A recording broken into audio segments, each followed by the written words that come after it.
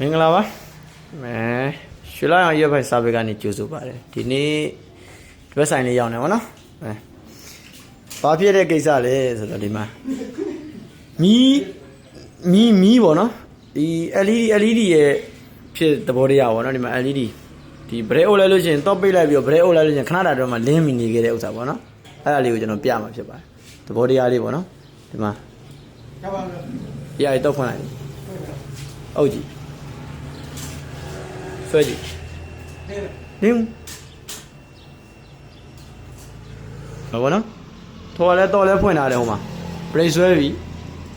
ဒီမှာရရတော့ပိတ်လိုက်တော့ဟိုမှာတော့ပိတ်လိုက်ပြီဒီမှာချက်ချင်းမငိမ့်တော့ဘူးပေါ့နော်ချက်ချင်းမငိမ့်တော့ဘူးတော့လိုက်တော့မှသွားရမယ်ဒီမှာမှိန်သွားပြီပေါ့နော်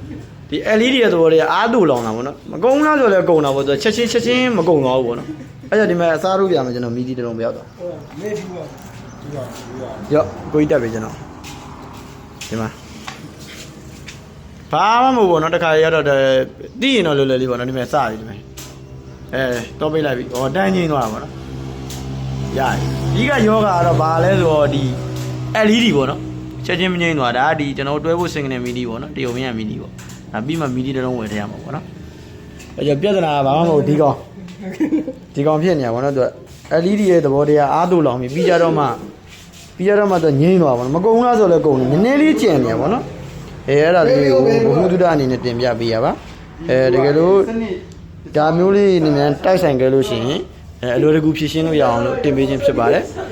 ခုလိုလာရအားပေးလို့လည်းကျေးဇူးအများကြီးတင်ပါတယ်ဗျဒါကတော့ကျွန်တော်ဒီဘက်ဆန်ကိုရောက်နေတာပဲဖြစ်ပါတယ်ဗျဒီမှာပေါ့နော်ကျေးဇူးတင်ပါတယ်ဗျ